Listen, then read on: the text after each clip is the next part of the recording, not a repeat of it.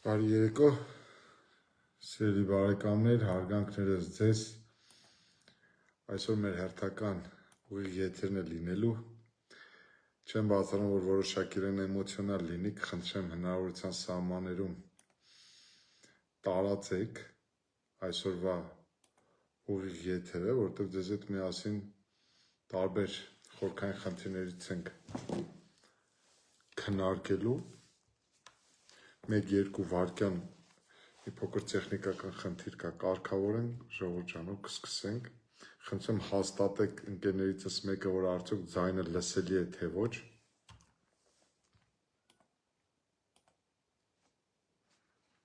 և 1-2 վայրկյան անց կսկսենք մեր այսօրվա ուղիղ եթերը, սիրելի բարեկամներ։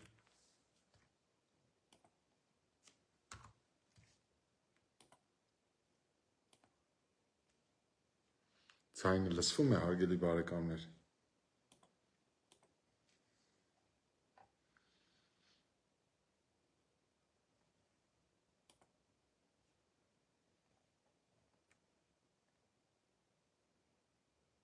Շատ լավ, շնորհակալություն։ Հարգելի բարեկամներ, սիրելի ընկերներ, հարազատներ, հարգելի հայրենակիցներ, այսօր իմ հերթական Facebook-յան ուղիղ եթերն է։ Ես խնդրում եմ հնարավորության սահմաններում այսօրվա ուղիղ եթերը տարածեք, որտեղ ես իսկապես շատ ցավալի խնդիրների մասին եմ խոսելու, փորձելու եմ ճշմարտությունը ձեզ հասանելի դարձնել, սիրելի բարեկամներ, որտեղ ցավոք սրտի եմ արձանագրում այնինչ ականատես եմ լինում այս պահին քաղաքական դաշտում, քաղաքական գործընթացներում, որոշ մարդկանց քաղաքական նկարագիրը, վարքագիծը ինձ բերում է մի հանգրվանի, որ տարբերակ չկա, պետք է ժողովրդին ճշմարտություն ասել, թույլ չտալ, որ ժողովրդին նենգաբար խաբեն, սրիկայաբար խաբեն իրենց քաղաքական փոքր խմբակային կամ այս րոպեական շահերի համար։ Գիտեք ինչ, ես ուղիղ քաղաքականության մեջ, սիրելի բարեկամներ, զբաղվում եմ վերջի 3-4 տարիների ընթացքում։ Ես պրոֆեսիոնալ իրավաբան եմ, զբաղվում եմ պրոֆեսիոնալ փաստաբանական գործունեությամբ, ես քաղաքական գործունեությամբ զբաղվել եմ իմ երկրին, իմ պետության, իմ հասարակությանը օգուտ տալու համար։ Երբ որ ես քաղաքական գործունեությամբ զբաղվելու մասին հայտարարեցինք, մեր հիմնադիր համագումարում անգամ երթում տվեցինք, որ ինչ է լինի, չենք խաբելու մարդկանց, ազնիվ ենք լինելու, մարդ ենք մնալու։ Բայց ցավոք սրտի հիմա ես տեսնում եմ քաղաքական դաշտում, քաղաքական պրոցեսներ են գեներացում, քաղաքական տարբեր գործիչներ, տարբեր բնույթի հայտարարություններ են անում, իրենց քաղաքական նպատակներին հասնելու համար հնարավոր ու անհնար ինչպիսի ճղճի միջոցներ են կիրառում, որ պարզապես երբեմն իսկապես ապշում ենք, որ անբարոյականությունը պետք է չափ ունենա, լեկտիությունը պետք է չափ ունենա, պոպուլիզմը պետք է չափ ունենա, то ժողովրդի խաբելը պետք է չափ ունենա, ժողովուրդ ջան։ Եվ ես մի բանի մեջ ցավոք սրտի գնալով համոզվում եմ, որ եթե դու քաղաքականության մեջ ծախված չես, եթե դու տարբեր տերերի չես ծառայել, մարդասպան չես, թալանչից չես, ստախոս չես, պոպուլիստ չես, 5-6 կուսակցություն չես փոխել, կաշիդ տարի մեկ չես փոխել, ուրեմն դու քաղաքականության մեջ հաջողության չես կարող հասնել։ Լավ, սա ինչ նարատիվ է, սա ինչ ուղերձ է, սա ինչ վարքագիծ է քաղաքականության մեջ, որը փորձ է արվում արմատավորել։ Սիրելի բարեկամներ, մենք պետք է ձեզ հետ միասին փոխենք այս իրավիճակը։ Հայաստանի Հանրապետությունում քաղաքական դաշտում սուտն ու կեղծիկը անբարոյականությունը չպետք է տեղ ունենան։ Որքան կարելի է հանդուրժել, որ ձեզ լեկտիաբար խաբում են իրենց քաղաքական նեղ խմբակային շահերը սպասարկելու համար։ Եվ ես այսօր ճարահայտյալ արդեն, սիրելի բարեկամներ, ես հարկադրված եմ լինելու անվանական խոսելու, կոնկրետ խոսելու, դրվագ առ դրվագ խոսելու, փաստերով խոսելու։ Ես ուղղակիորեն ինձ համար նաև մարդկային առումով այս ամեն ինչը վիրավորական ու անընդունելի։ Իմ այսօրվա ուղիղ եթերը ես սկսելու եմ Քոչարյանի հերթական հարցազրույցով, որը տվել էր այսօր է հրապարակվել 4 լրատվամիջոցների, ես չեմ զլացել, նստել եմ, դիտել եմ ամբողջ հարցազրույցը, որոշակի պատկերացումներ կազմելու, որոշակի դիտարկումներ անելու, որոշակի դատողություններ ու հետևություններ անելու համար։ Ինչ է խոսում այս մարդը։ Այս մարդը ուղղակիորեն գործող իշխանությանը Նիկոլ Փաշինյանի գլխավորությամբ մեղադրում է կոռուպցիայի մեջ, համարում է, որ Նիկոլ Փաշինյանի իշխանությունը դա կոռուպցիայի մեջ Էյնշտեյն են դարձել, այսինքն չգիտեմ ինչ որ նոր նվաճումներ են արձանագրել, խոսում է 7 միլիարդ պարտքից 2 միլիարդը փոշիացնելու մասին, խոսում է անիֆի հայտնի այդ ստվերային գործընթացներում իշխանության տարբեր ներկայացուցիչների կողմից միլիոնավոր, միլիարդավոր դրամների վատրման մասին եւ գիտեք ինչ, անկեղծ ասած, եթե այլ մարդ խոսեր նման ձախողումների, կոռուպցիոն բնույթի ենթադրյալ հանցագործությունների մասին, ես միտեղ կհասկանայի, բայց որ խոսում է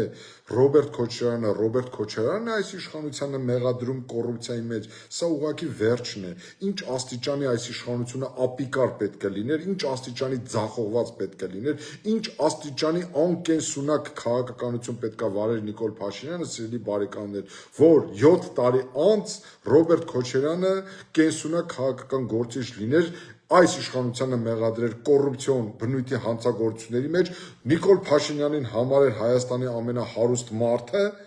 եւ հավաքներ սպառնալ հաջորդ տարի վերադառնալ իշխանության։ Ընդ որում, մենք խոսենք Ռոբերտ Քոչարյանի այսօրվա մի քանի հայտարարությունների մասին, բայց ես ուզում եմ ձեր ուշադրությունը հրավիրել մի շատ ստրատեգիական հարցի վրա, որից հետո փորձենք շատ հանգիստ ձեզ հետ միասին վերլուծենք ստեղծված իրավիճակը։ Սիրելի բարեկամներ, վերջերս այս իշխանության կարկառու ներկայացուցիչներից մեկը մի այսպիսի հայտարարություն արեց Քոչարյանի մասով, ազգային ժողովի նախագահ Ալեն Սիմոնյանը, թե Ռոբերտ Քոչարյանը ոչ իր տպավորությամբ Ռոբերտ Քոչարյանը դա Ռուսաստանի շպիոնն է Հայաստանում։ Ուշադիր նայեք Ռոբերտ Քոչարյանի գործունեությանը եւ հրապարակային խոսքին։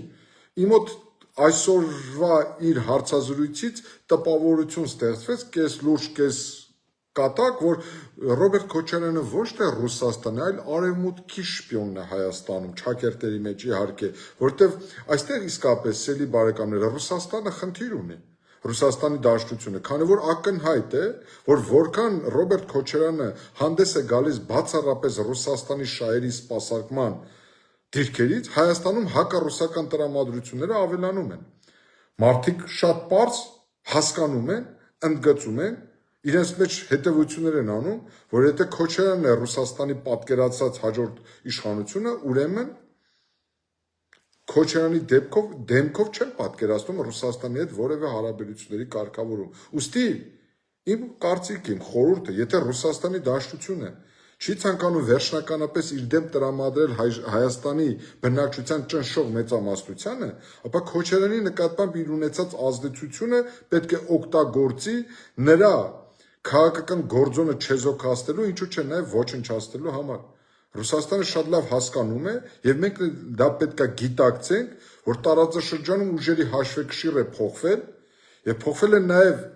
ինչպես իրենց պատկերացումները, այնպես էլ մեր պատկերացումները եւ հայ-ռուսական հարաբերությունների որակապես նոր մակարդակ է անհրաժեշտ սահմանել։ Եվ Հայաստանի հաջորդ իշխանության խնդիրը հենց դա էլ լինելու է՝ սահմանել հայ-ռուսական հարաբերությունների նոր մակարդակ եւ առաջ շարժվել, հիմնվելով կոնկրետ Հայաստանի դեպքում բացառապես Հայաստանի ռազմավարական շահերի հիման վրա։ Այլ կերպ ասած, անհրաժեշտ է վերբեռնել հայ-ռուսական հարաբերությունները, համապատասխանեցնելով այն ստեղծված նոր աշխարհաքաղաքական, ինչպես նաև տարածաշրջանային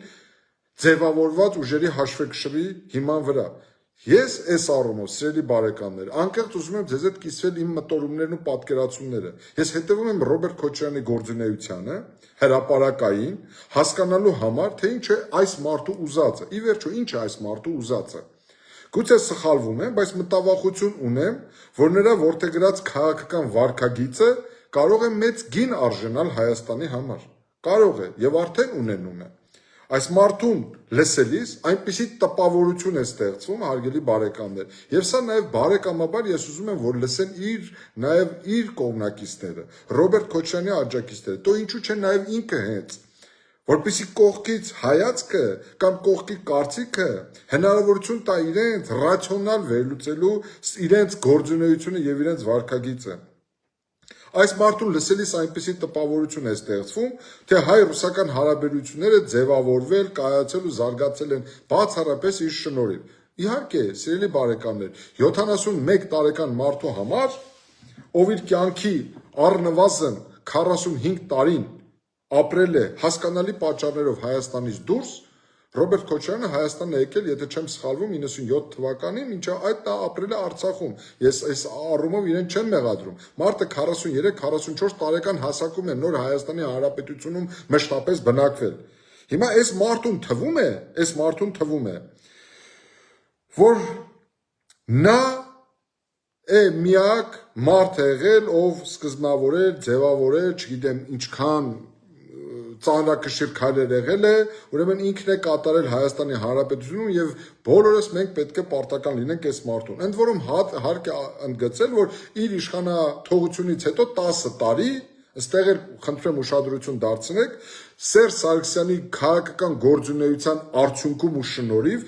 Ռոբերտ Քոչարյանի քաղաքական գործոնը զրոյացվել էր։ Այստեղ էլ պետք է փնտրել նրանց միջև ներկայումս գոյություն ունեցող հակամարտության իրական արմատները, սիրելի բարեկամներ։ Պետք է արժանիորեն եւ անկեղծորեն խոստովանել, որ Սերժ Սարգսյանի կառավարման օրոք Ռոբերտ Քոչարյանի քաղաքական կշիռը Հայաստանի Հանրապետությունում եղել է 0։ Իսկ Նիկոլ Փաշինյանը նրան վերակենդանացրեց, դարձրեց քաղաքական գործոն, դարձրեց ընդդիմության առաջնորդ, նրա գործունեությունը բիզնեսները լեգիտիմացրեց, նրան արդարացրեց, իսկ այսօր նրան դիտարկում է բացառապես միակ այլընտրանքը, եւ հանրությանը դրել է իսկապես ընտրության առաջ կամ ընտրում եք ինձ, կամ ընտրում եք Ռոբերտ Քոչարյանին։ Ահա այսպիսի գործունեության արդյունքում Նիկոլ Փաշինյանը Ռոբերտ Քոչարյանին փաթաթել է մեր ժողովրդին, մեր պետության ու մեր հասարակության վզին։ Սա թող լսեն բոլորը, այդ թվում նաև թե Նիկոլի կողմնակիցները, թե Քոչարյանի կողմնակիցները։ Հիմա Ռոբերտ Քոչարյանն ինչ ասում է մարդը, ասպա կա Ռոբերտ Քոչարյան, կա հայ-ռուսական հարաբերություններ, չկա Ռոբերտ Քոչարյան, ուրեմն հայ-ռուսական հարաբերություններ գոյություն չունեն։ Ցավոք սրտի, սիրելի բարեկամներ, տարվող քարոզչությամբ էլ փորձ է արվում ռուսական քաղաքական էլիտայի եւ հասարակության մոտ Ռուսաստանի քաղաքական վերնախավի եւ Ռուսաստանի հասարակության մոտ տպավորել, ձևավորել համոզմունք, որ Հայաստանում Ռոբերտ Քոչարյանի դեմ ուղղված գործունեությունը ուղղված է Ռուսաստանի դեմ, որ Քոչարյանին նեղել է, դա հարված է հայ-ռուսական ռազմավարական գործընկերությանը եւ այն պայթեցնելուն ուղղված գործընթաց է։ Սիրելի ժողովուրդ, սիրելի բարեկամներ, հայ-ռուսական հարաբերությունների մասին քիչած մի որոշ կանդրադառնամ, բայց սթափվեք, սա շատ վտանգավոր, հեռուն տանող եւ Հայաստանի համար ավելի մեծ մարտահրավերներ ստեղծող գործընթաց է։ Անընդհատ ներշնչել, քարոզել, համոզել, տեղեկացնել, տրամադրել, թե Հայաստանում հաստատվել է կամ հաստատվում է այս կամ այն հակառուսական, հակաեվրոպական, հակաարևմտյան, ռուսամետ, հակառուս իշխանություն, իդեմս այդ երկրների ձևավորվում է տրամադրվածություն,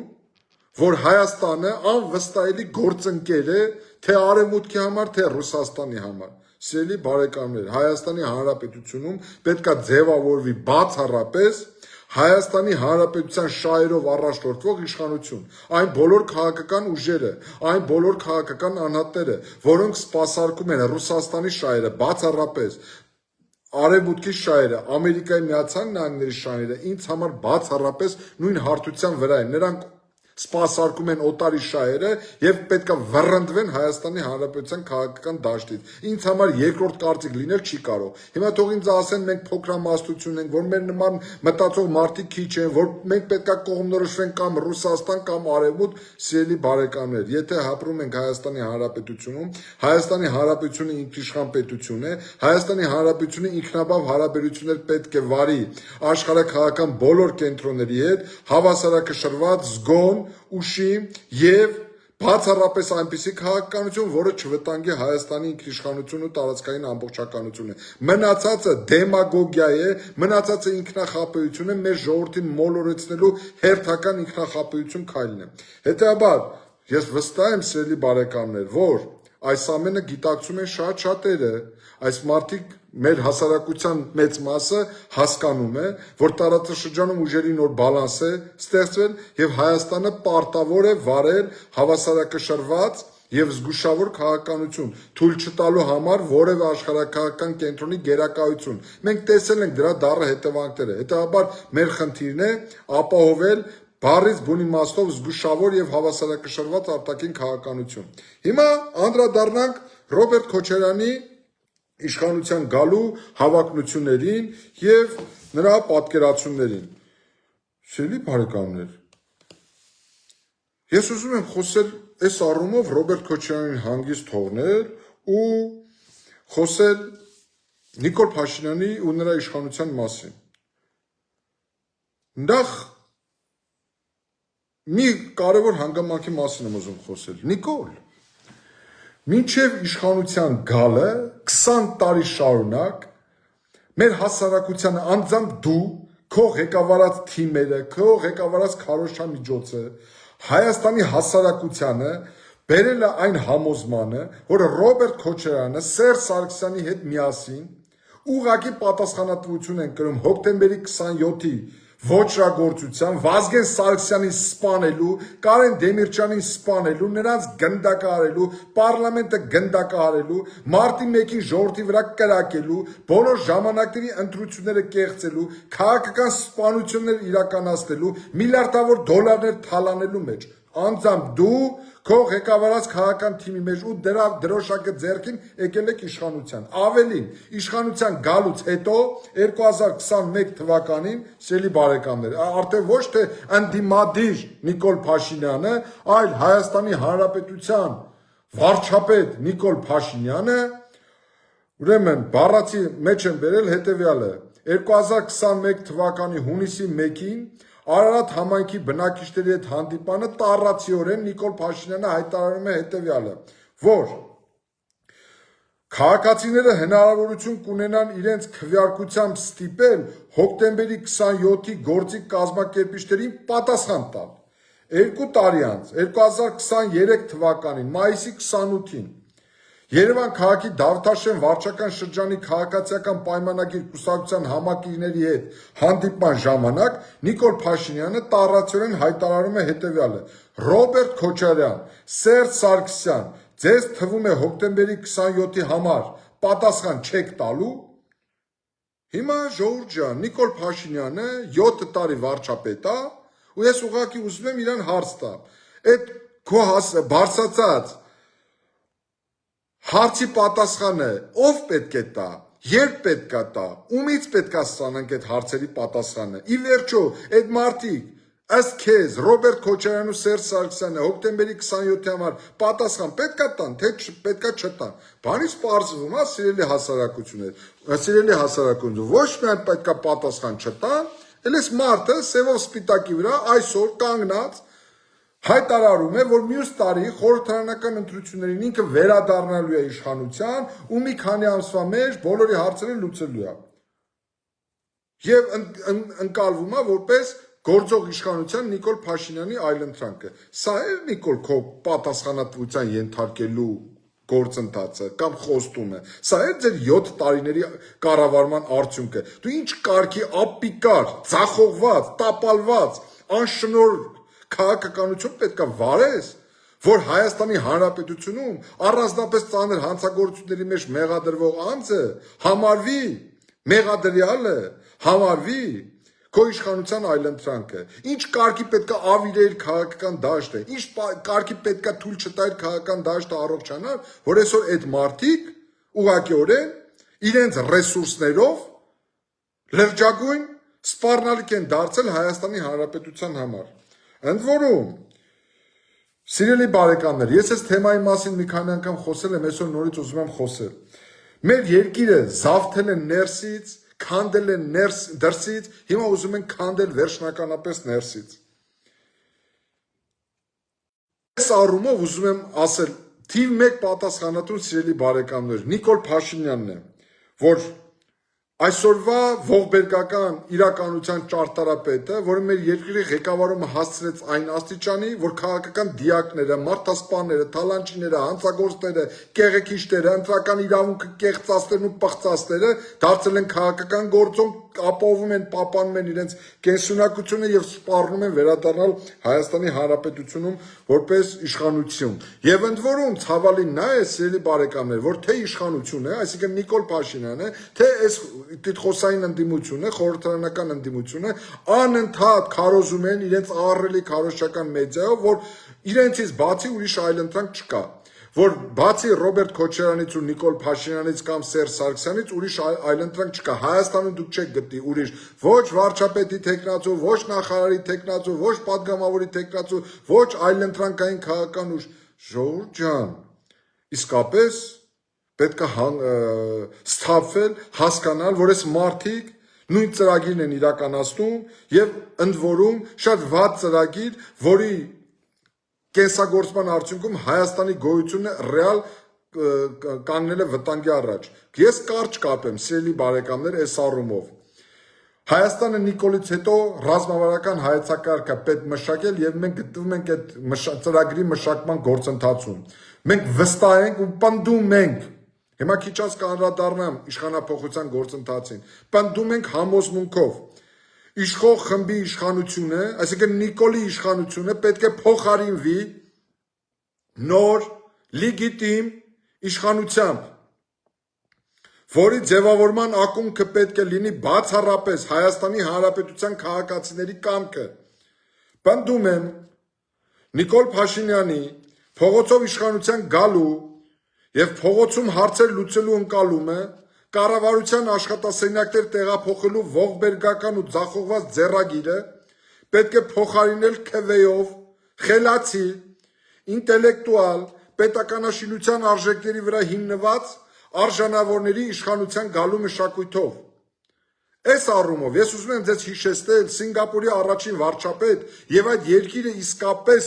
աննախադեպ զարգացման հասցրած Լի Կուան Յուի իր մեկ մարդու աշխարհայացքը գրքում բավականին դիպուկ ձևակերպմամբ, որը ընդգծում էր հետևյալը. ժողովրդավարության առանցքային օրենքը, իրական քննությունը հետևյալն է. կարող ես քվեարկությամբ կառավարություն փոխել, թե ոչ, դա է։ Հիմա ժողովուրդ ջան, սիրելի բարեկամներ, Նիկոլ Փաշինյանը, Ռոբերտ Քոչարյանը, Սերժ Սարգսյանը, այդ մնացած բոլորի մասին, որ խոսում ենք, չէ, ամեն մեկին, որ խոսում է, ժողովրդավարության հրեշտակներ են։ Ժողովրդավարության ցուցիչը հետևյալն է. հնարավորություն ունենալու ենք օրինական ընտրությունների միջոցով այս իշխանությանը փոխել, թե ոչ։ Դուք հնարավորություն ունենալու եք ձեր քվեով առաջին անգամ փոխել իշխանությանը, թե ոչ։ Դա է լինելու փորձությունը։ Եվ մենք կտեսնենք, Նիկոլ, թե մյուս տարի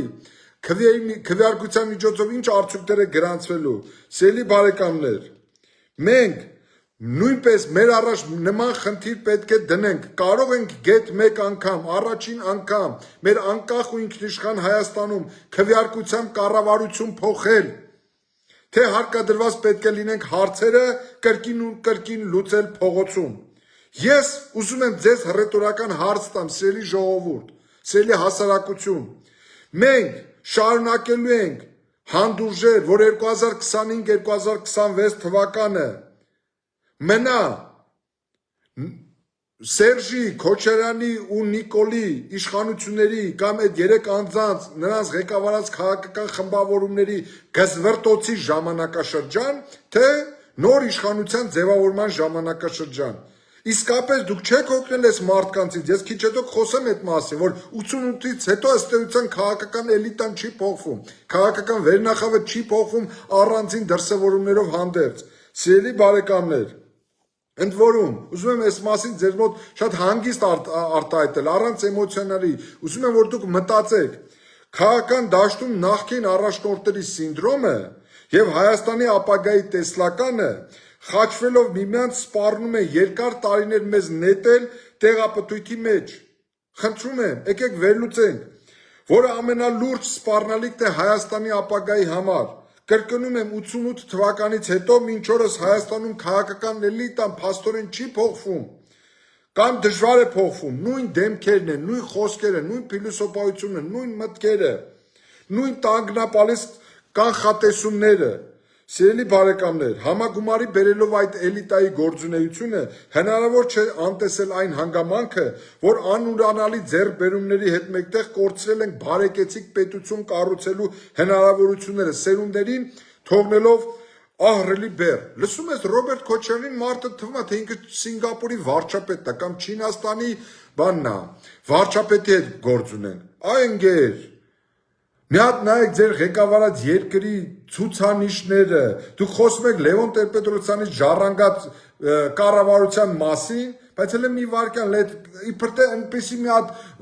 թվեր եք մեջ բերում, իբր դուք Լևոն Տեր-Պետրոսյանի կառավարության քննադատ եք եղել, ընդդիմություն եք եղել։ Դու Լևոն Տեր-Պետրոսյանի կառավարությունում խելոք մի տարի վարչապետ եք աշխատել, դրանից հետո էլ Լևոնի կողմից նշանակված Արցախում ղեկավար եք եղել։ Դուք ով եք եղել։ Դուք Լևոն Տեր-Պետրոսյանի թիմից չեք եղել։ Էլ Լևոն Տեր-Պետրոսյանի կառավարության գործունեության պատասխանատվությունը դուք չեք կրում։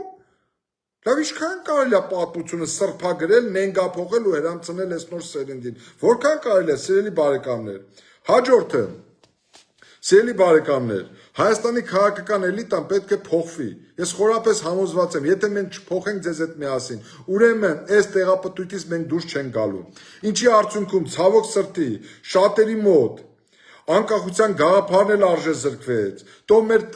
Արցախյան առաջին պատերազմի հաղթանակն էլ արժե զրկվեց, եւ ըստ էության մենք հասանք այս ողբերգական իրավիճակին։ Դրա համար եմ ասում, Հայաստանի քաղաքական էլիտան պետք է փոխվի,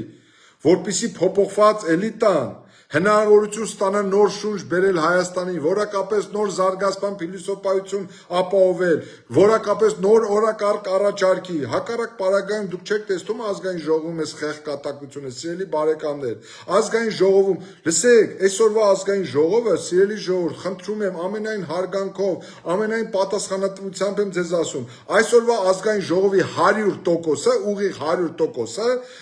2018 թվականին Նիկոլ Գոռացող է եղել։ Ռոբերտ Քոչարյանի քաղաքական թիմի առանցքում հայ հեղափոխական դաշնակցությունն է։ Սիրելի բարեկամներ, հայ հեղափոխական դաշնակցությունը 2018 թվականին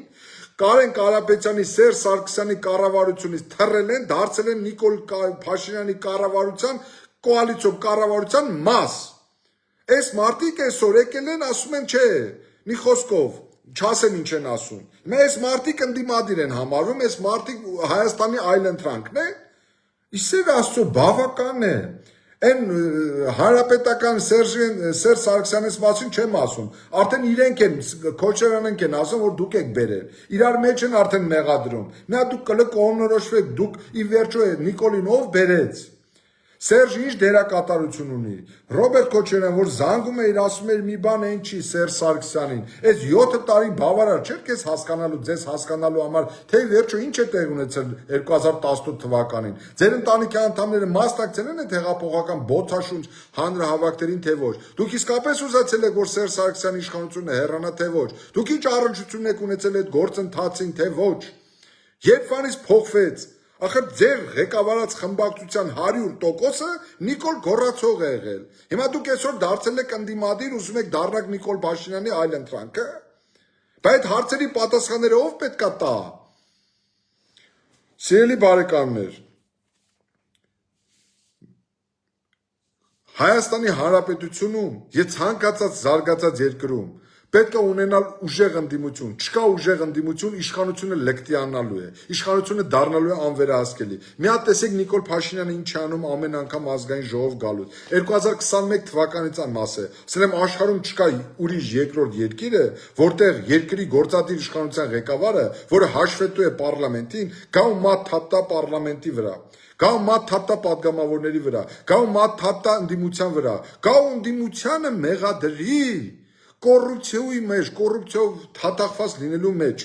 Ապշած եմ ուղակի։ Եթե Նիկոլ քեզ թվում է, որ դու Սեյրան Օհանյանին, Գևորգյան Արմենին, դաշնակցականներին, այսքան մնացածներին կոռուպցիայի մեջ մեղադրելով դու արդարանում ես, դու, չգիտեմ, չկմեղանում ես, ճիշտ հակառակը, քո իշխանությունը ուղղակի պատասխանատվություն է կրում կոռուպցիոնից պատգամավոր ունենալու մեջ, որտեղ հաջորդ իշխանությունը քեզ հարց է տալու, տղա ջան։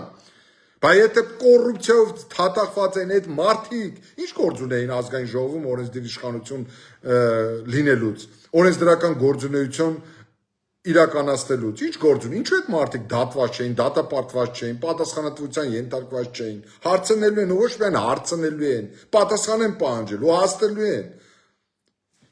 Հերիք է ժողովուրդ ջան, հերիք է այս մարդկանց իսկապես հասարակությանը ժողովրդին հիմարի տեղ դնել։ Իսկապես այս քաղաքական պոպուլիզմը կործանեց մեր երկիրը, ուղղակի չգիտեմ, կործանեց։ Սիրելի բարեկամներ, պետքա ցանկացած երկրում ընդդիմությունը պետքա ավելի ազդեցիկ լինի, քան իշխանությունը, որ երկրում ընդդիմությունը ազդեցիկ չեղավ, հեղինակավոր չեղավ, առավել քան անխոցելի չեղավ, վայը տարավ այդ երկրին։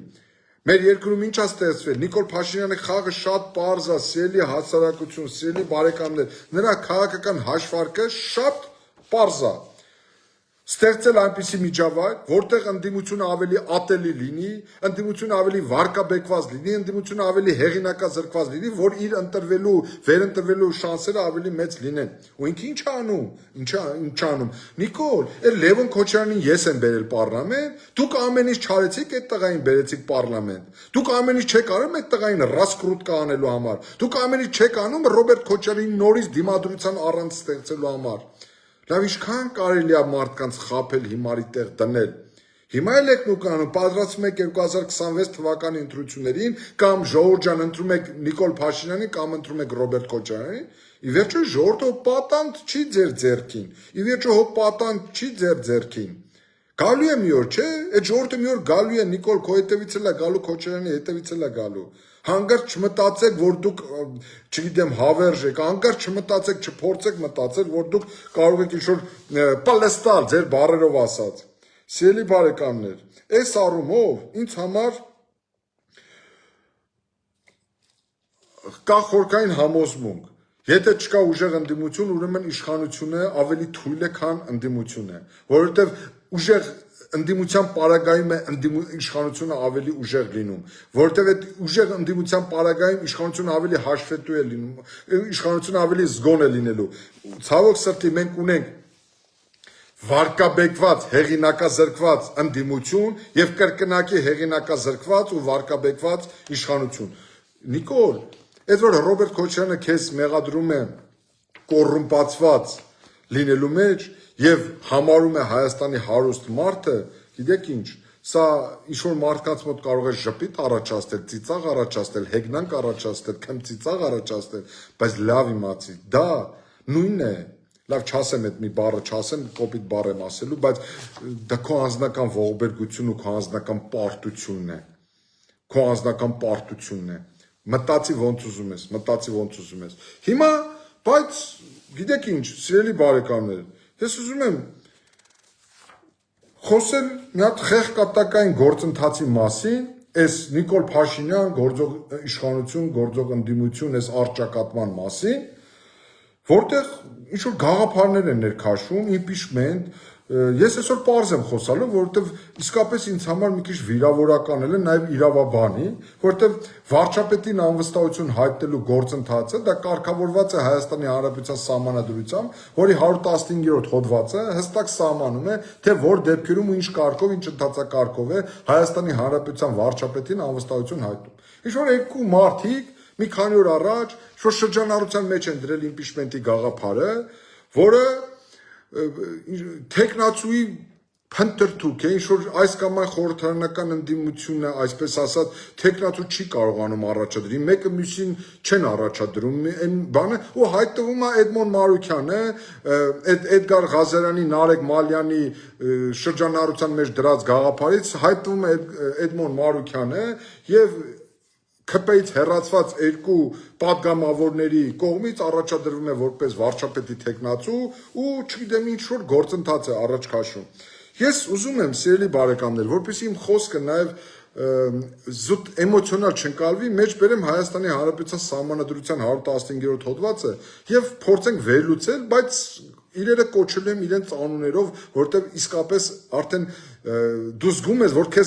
դու քո տեղում նստած քեզ իսկապես հիմարի տեղ են դրել, իսկապես ծիծաղում են քո վրա, բայց ես թույլ չեմ տալու այսուհետ, որ մեր ժողովրդի վրա ծիծաղեն, թույլ չենք տալու, որ այլևս ձեզ խաբեն լեկտիաբար, սրիկայաբար, պոպուլիզմը այլևս չպետք է լինի գործիք սեփական քաղաքական կապիտալիզացիան ապահովելու համար, բավական է, մենք պոպուլիզմի զոն ենք, սիրելի բարեկամներ, այն որում ես Էդմոն Մարուկյանին մի անգամ ասել եմ հրապարակային, հիմա նորից եմ ասում, ես ուզում եմ, որ եթե դուք ազնիվ եք ժողովրդի հետ, եւ եթե դուք իսկապես ուզում եք քաղաքական գործունեություն ապահովել առաջիկայում, խնդրում եմ ասեք, պահանջում եմ ասեք, ինչ կապ ունի Միշիկը երբ դաշինքի հետ, երբ դաշինքի ձևավորման գործընթացում Միշիկն ով է եղել, Միշիկը ինչ դերակատարություն է ունեցել, քո Արամ Սարգսյանի եւ Նիկոլ Փաշինյանի ձևավորման գործընթացում Միշիկը Սերժ Սարգսյանի, Նիկոլի խոսքերով Հայաստանի ամենակոռումպացված ընտանիքի պարագլխի փեսան, ինչ առնչություն է ունեցել ձեր ել դաշինքի ձևավորման գործընթացում։ Այդ ինչ քիմիական գործունեություն է իրականացրել։ Ել դաշինքի ինչի արդյունք էր, ինչ քաղաքական պայմանավորվածության արդյունք էր։ Խոսեք հերիքա, հերիքա, թույլ չենք տալու։ Թույլ չենք տալու այլևս խաբել մարդկանց։ Բայց հիմա գանք սիրելի ժողովուրդ, սահմանադրության այս հոդվածը։ Հայաստանի Հանրապետության սահմանադրության 115 հոդվածը, իդեպ այդ Էդգարի այդ Նարեկ Մալյանի մասին չեմ ուզում անդրադառնալ, ժողովուրդ ջան, իրենք իրենց պատկերացումները ունեն, իրենք իրենց քաղաքական գիծն ու հաշվարկն ունեն, բայց ես Էդմոնի մասով եմ ուզում խոսալ։ Էդմոն, եթե այս մասին խոսա Տիգրան Արզականցյանը կամ այդ նույն այդ Հովիկ Աղազարյանը կամ այն կողքի կանգնած падգամավորը, որոնք իրավաբան չեն կամ պատկերացում չունեն սահմանադրական գործընթացներից, կասեի մարդիկ են իրենց պատկերացումներով բան, բայց դու փաստաբան, իրավաբան, ԱՀԿ-ին պարլամենտական գործունեության փորձ ունեցող մարդ, դու ես ինչ ծրագրի մեջ ես ներքաշված, հիմա չգիտեմ, քո գործն է, բայց ես ուզում եմ մենք ժողովրդին չխաբենք։ Թույլ չեմ տալու այլևս ես իմ չափով որ մեր ժողովրդին դուք խաբեք, որևէ մեկը ով ուզում եք եղեք։ Հիմա, սիրելի բարեկամներ, Հայաստանի Հանրապետության սահմանադրության 115-րդ հոդվածը ասում է, որ վարչապետին անվստահություն հայտնելու համար ազգային ժողովի որոշման նախագիծ կարող է ներկայացնել падգամավորների ընդհանուր թվի առնվազն 1/3-ը միայն այն դեպքում, եթե որոշման նախագծով միաժամանակ առաջարկում է նոր վարչապետի թեկնածու։ Հիմա ժողովուրդ ջան, եթե սա թարգմանենք շատ պարզ մեր մարդկային լեզվով, դա նշանակում է ազգային ժողովի падգամավորների 1/3-ը, եթե չեմ սխալվում, 1/3-ը կազմում է 36 падգամավոր։ 36 падգամավոր պետք է որոշման ստորագրի եւ որոշման նախագիծ դնի շրջանառության մեջ Նիկոլ Փաշինյանին անվստահություն հայտնելու համար։ Բայց այդ որոշումը կդրվի շրջանառության մեջ բացառապես այն դեպքում, երբ որ այդ 36 падգամավորները ուն առաջադրեն այդ որոշման մեջ վարչապետի թեկնածու։ Հիմա ուզում եմ հասկանալ Էդմոն ջան, այդ 36 падգամավորները ովքեր են։ Այսինքն դու ինչ ես ուզում անես։ Դու ուզում ես ինձ համոզես Հայաստանի Հանրապետության քաղաքացուս, որ դու Լևոն Քոչարյանը, Ռուստամյանը, Արմեն Գևորգյանը, հա, Գառնիկը Դանելյան, Գեղամը Մանուկյան, Տարոնը Մարգարյան, Իշխանը Զաքարյան, հա, պետք է գաք ու Նիկոլի փոխեք։ Լավ ինչ ծիծաղելու գործընթացի մեջ է։ Կամ այսօր իմ բարեկամներից մեկ ինձ ասում է Նորիկյան ջան, ասում է Էդմոնը ընդդիմությանը փճացեց։ Իբր նրանք մաքուր են, Էդմոնը եկավ փճացեց դրանց։ Այ քեզ քաղաքական, չգիտեմ, ինքնախապեյություն։ Կամ հաջորդը, սիրելի բարեկամներ, ուզում եմ հասկանամ, Էդմոն ջան, լավ էլ այդ 36-ը ենթադրենք կան։ 36-ին նույն այդ սահմանադրության 115 հոդվածը սահմանում է, որ ազգային ժողովի падգամավորների մեծամասնությամբ է հնարավոր այդ որոշումը որպեսի անցնի, որի դեպքում նոր կհամարվի, որ վարչապետը հրաժարական է տվել։ Այսինքն այդ 36-ին դուք պետք է գումարեք եւս 17 թե 18 падգամավոր։ Հիմա հարց եմ տալիս Էդմոն ջան։ Ես զուտ բարեկամաբար եմ ասում, անկեղծ եմ ասում, վիրավորելու ոչ մի միտում չունեմ։ Այսինքն դու 17 հոգու Կոնջորյան, քեզ 17 Կոնջորյան Հակոբ կարծեմ այդ տղայի անունը, չգիտեմ, այդ քաղաքացիական պայմանագիր ֆրակցիայի ղեկավար 17-ը այդ տղու նման մարդ է պետք որ քվեարկի որ վարչապետին անվստահություն հայտնի կամ քեզ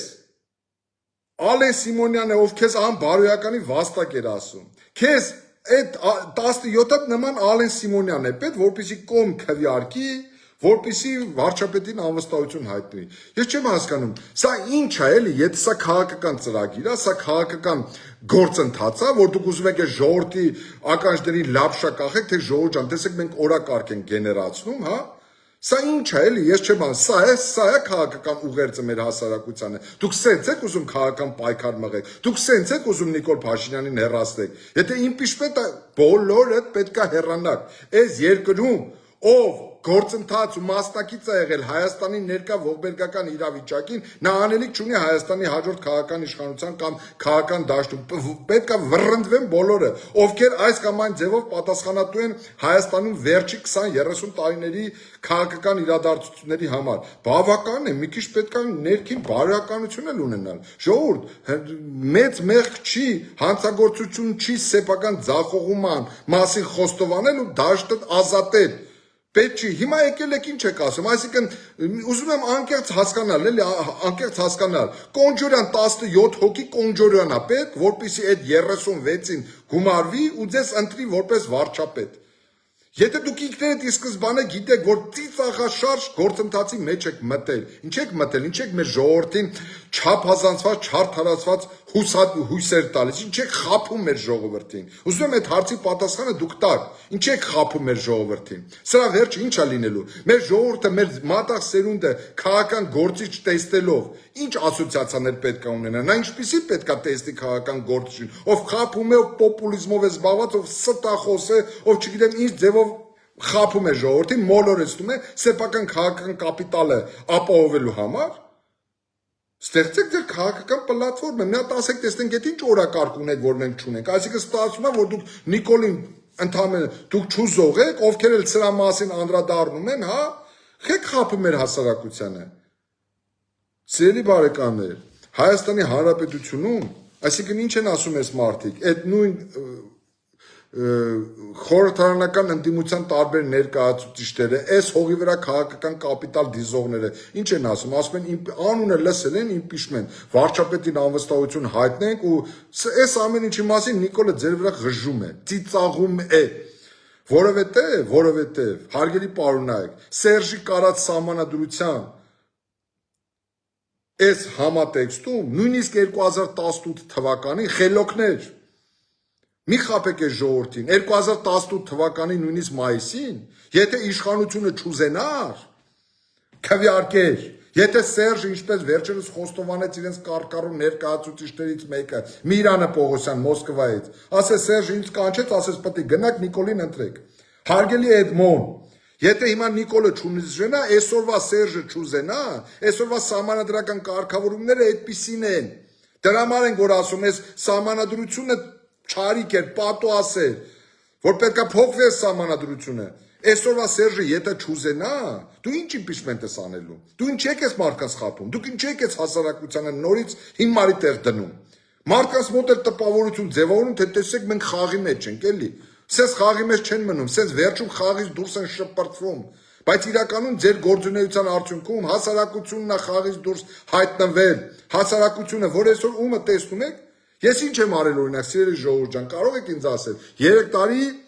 իմ ամբողջ ժամանակի մի ստվար մասը զբաղեցնել եմ քաղաքական գործունեությանը, ոչ մարդ եմ սպանել, ոչ թալանչի եմ, ոչ երկիր եմ կործանել, ոչ Ղարաբաղ եմ ծախել, ոչ միլիարդեր եմ դիզել, ինչ եմ արել, բայց ինձ ամեն մի երկրորդ մասը ինչ ասում։ Ասում դե լավ, ասում դու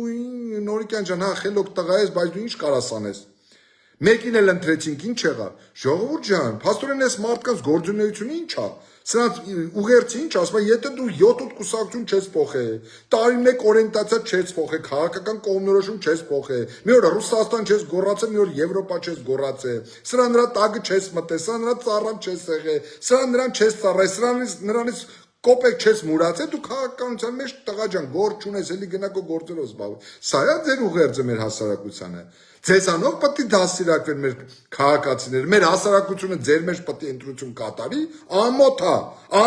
վերջ տվեք, դադարեք խաբել ես մեր ժողովրդին, դադարեք խաբել մեր ժողովրդին։ Ես սրանից հետո սիրելի բարեկամներ, ճարահատված եմ հարկադրված եմ լինելու ուղիղ անուններով խոսել։ Ես իմ համար կարմիր գծեր կան, որոնք երբեք չեմ ասնելու։ Եթե impeachment-ը, այս քաղաքական դաշտը պետք է ամբողջությամբ impeachment-ի ենթարկվի։ Նիկոլ Փաշինյանը Ռոբերտ Քոչարյանի ձեռը բռնած Սերժ Սարգսյանի ձեռը բռնած, այդ իրանց էր սպասարկած ամբողջ քաղաքական դաշտը, այդ միասին պետք է հեռանա, վռնդվի քաղաքական դաշտից։ Հարցեր կա։ Այ քեզ բան։ Եթե խաղում եք, ազնիվ խաղացեք, ես իմ անվանը հավատարիմ գործունեություն, ազնիվ արդար, իսկապես մղումներով մտնենք այս քաղաքական դաշտի մեջ։ Ժողովուրդ ջան, ինչ են ձեզ համոզում, որ Ռոբերտ Քոչարյանից, Նիկոլից ու Սերժից բացի այլ ընտրանք չկա։ Ինչի ժողովուրդ ջան, ինչի այլ ընտրանք։ Այդ Ռոբերտ Քոչարյանը ինչ արել։ Այդ Նիկոլ Փաշինյանը ծնված օրից վարչապետ աշխատել։ 7 տարի աշխատել, ասում մենք ծույլիկ ենք, մնացել ենք նույն դասարանում, ասում անգրագետ ենք, տգետ ենք, դպրոց սարքել չգիտենք, ճանապարհ կառուցել չգիտենք, տղա ջան, չգիտես դուրս արի, Ազնվոր են Խոստովանի, սիրելի ժողովուրդ, ինձ չի հաջողվել, ճիշտ է, ես ստացել եմ ձեր վստահության քվեն, դուք ինձ ընտրել եք որպես վարչապետ, բայց ես ապիկար եմ, չեմ կարողանում ձեր հույսերը արդարացնել, ես գնացի, ի վերջո ո՞ց պետք է գնաս Նիկոլ։ Ես ուզում եմ այդ հարցի պատասխանը դու տաս, դու ո՞նց ես ուզում գնաս։ Կարող է դու ուզում ես իսկապես հավերժ իշխես։ Ախպեր ասա, ես ժողովուրդ ջան, եկել եմ, ես մեսիա եմ, ես հայ ժողովրդի փրկիչն եմ, եկել եմ պետք է հավերժ իշխեմ։ Այ Ռոբերտ Քոչարյան, դու ուշադիր լսի։ Նույնիսկ եթե դու լավ բաներ ես արել, նույնիսկ չգիտեմ ասֆալտ ես փռել, այսօր խոսում էիք լիսի հիմնադրամից, նույնիսկ եթե դու ճիշտ բաներ ես ասել, այ դու արդեն 71 տարեկան մարդ ես։ Դու արդեն քո առաքելությունը արել ես, նույնիսկ եթե դու հերոս ես, դու քո ժամանակի հերոսն ես եղել։ Հիմա դու հերոս չես։ Հիմա դու ժամկետ անցես։ Դու ո՞նց կարաս հիմա վերադառնաս, կամ դու ինչ օրակարգով ես վերադառնում։ Դու ինչ օրակարգով ես վերադառնում, կամ դու ինչ խնդիր պետքա լուծես։ Իսեր ասու կարելի էր այս ընթացքում, այսօր Քոչարյանը ինչ ասում, սիրելի ժողովուրդ, ասում մեր ֆրակցիայում 8 հատ վարչապետի թեկնածու կա։ Տալը մեկի անունը տուր։ Մեկի անունը տուր, դու ես առաջադրվում, այդ 8 վարչապետի թեկնածուներից ինչ ես դու առաջադրվում։ Ասա ժողովուրդ ջան, 8 վարչապետի թեկնածուներ կա, այս մեկին ընտրում ենք վարչապետ։ Այս մարդը։ Իրականում դուք, պարոն Ռոբերտ Քոչարյան, դուք, պարոն Սերժ Սարգսյան, դուք, պարոն Նիկոլ Փաշինյան, որտեղ շատ լավ հասկանում եք, որ ձեր հավաքական գործունեության արդյունքում կործանվեց Արցախի հանրապետությունը։ Ռոբերտ Քոչարյան, դուք ուզենայիք չէիք լուծի Արցախի խնդիրը։ Դուք վստահ եք, որ Արցախը դառնալու էր անկախ պետություն, դուք վստահ եք, որ Քալբաջարը պահելու եք, դուք վստահ եք, որ Աղդամը խաբեցիք, բերեցիք։ Ձեր խաբեությունը Նիկոլ Փաշինյանը շարունակեց մինչև 2020 թվականի Արցախյան աղետը։ Հիմա էլ ինչ ասում։ Դուք ժողովուրդ ջան, ես հաջորդ ուղիղ եթերի ժամանակ այս մասին խոսեմ, հիմա չեմ ուզում ձեր ժամանակը շատ երկարացնել, ես ուզում եմ ասել հետևյալը, այս պարլամենտը, որը կործանել Արցախի հանրապետությունը, այս պարլամենտը, որը վտանգի առաջ է դրել Հայաստանի հանրապետությունը, վերընտրվելու ոչ մի բարոյական իրավունք չունի։ Եթե իմպիչմենտը, ուրեմն իմպիչմենտ Նիկոլ Փաշինյանին, իմպիչմենտ Ռոբերտ Քոչարյանին, իմպիչմենտ Սերժ Սարգսյանին, ընդ որում արժանին ճշմարտության դեմ չմեղանչեմ, Սերժ Սարգսյանը լեզ վերջերս ասում է ես խաղի մեջ չկամ, ես չեմ ուզում վերընտրվելու ցանկություն չունեմ, չունես հանգիստ նստեք տեղներդ, հանգիստ նստեք եւ վատ մի զգացեք, մի նախանձեք, որ հնարավոր է, որ ուրիշ մարդիկ էլ հավակնեն Հայաստանում իշխանության գալու, շատ հնարավոր է Ռոբերտ Քոչարյանն, այդ որ ասում եք, էտով իմ փորձը ունի, Այն հնարավոր է, որ ձեր հաջորդները ավելի լավ փորձ ունենան, ձեզանից ավելի խելացի լինեն, ձեզանից ավելի գրագետ գործեն, ձեզանից ավելի լավ կառավարեն։ Այսինքն ինչ եք ուզում ասել, որ դուք չլինեք Հայաստան չի լինի, որ դուք չլինեք, չգիտեմ, Հայաստանը կկործանվի, տեսել ենք ձեր կառավարումը, տեսել ենք, Ռոբերտ Քոչարյան, Սերժ Սարգսյան, ուզեք թե չուզեք, ձեր անփառունակ, ձեր հանցագործ գործունեության հետևանքն է Նիկոլ Փաշինյանը։ Ինչ ուզում եք ասեք, եթե դուք լավ կառավարեիք, եթե դուք Հայաստանը այնպես կառավարեիք, ստեղծեիք այնպիսի արդյունավետ պետություն, որի մասին խոսում եք, Հայաստանը այնպիսի տնտեսական զարգացման մակարդակի վրա հասցնեք, այդ Նիկոլ Փաշինյանը այդ ոնց էր գալու իշխանության։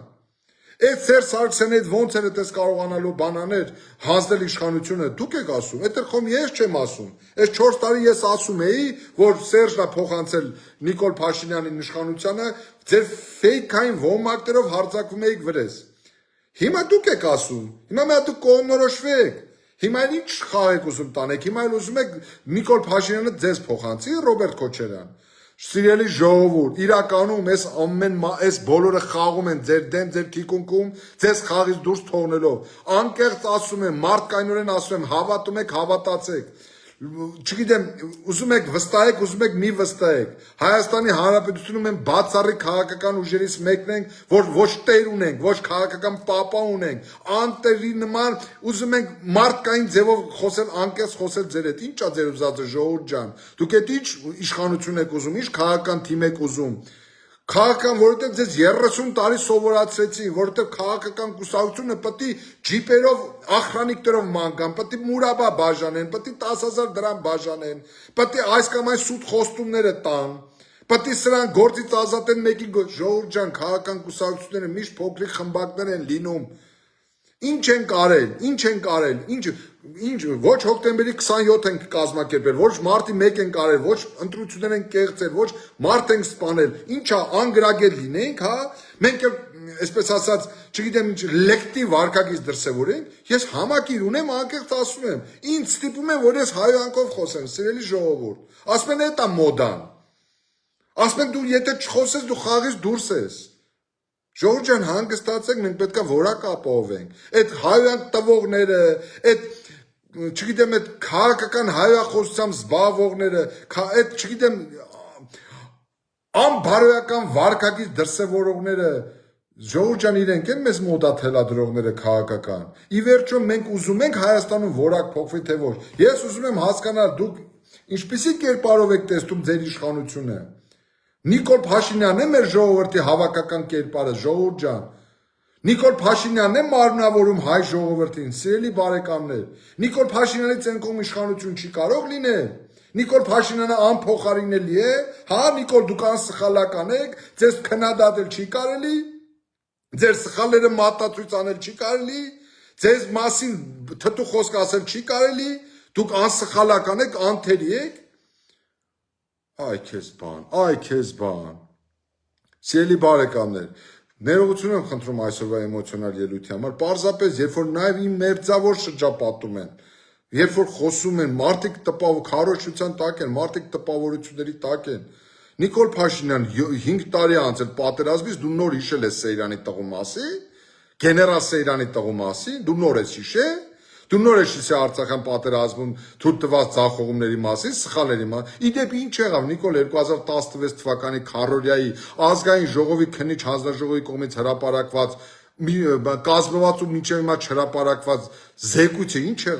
եղավ 44 օրյա պատերազմի ընթացքում քննիչ հանձնաժողովի գործունեության արդյունքը ինչ եղավ։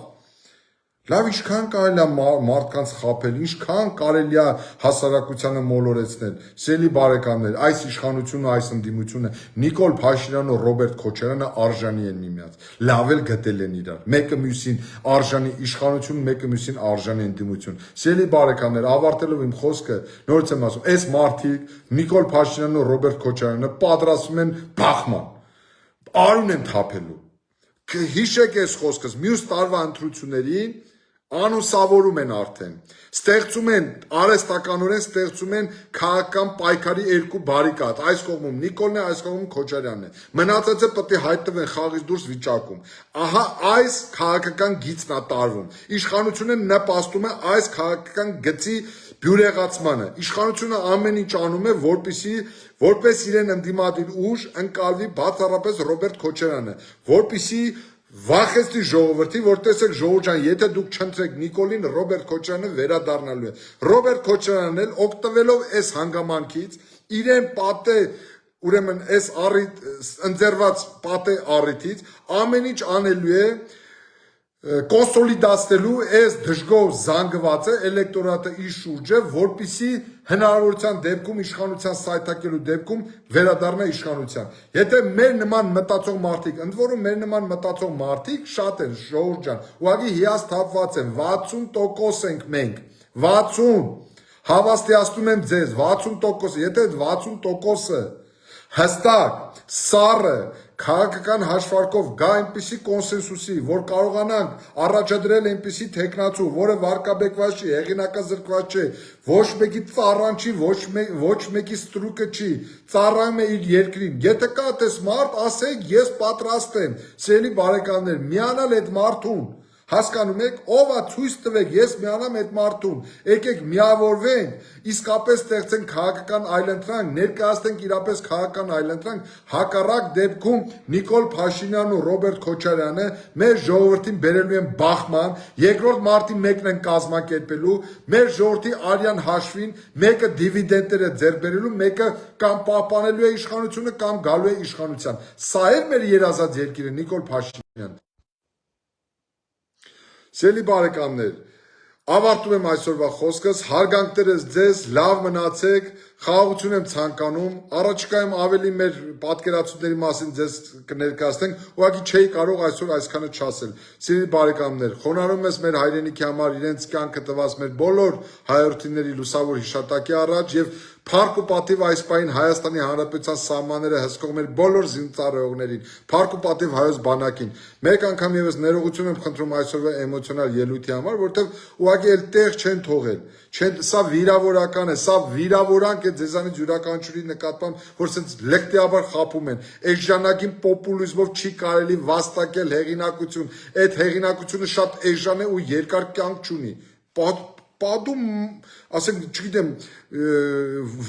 ոնց եք ուզում բացատրեմ, Հովիկ Աղազարյանը դարձել է վարչապետի տեխնացու առաջադրող վարչապետ են փոխում։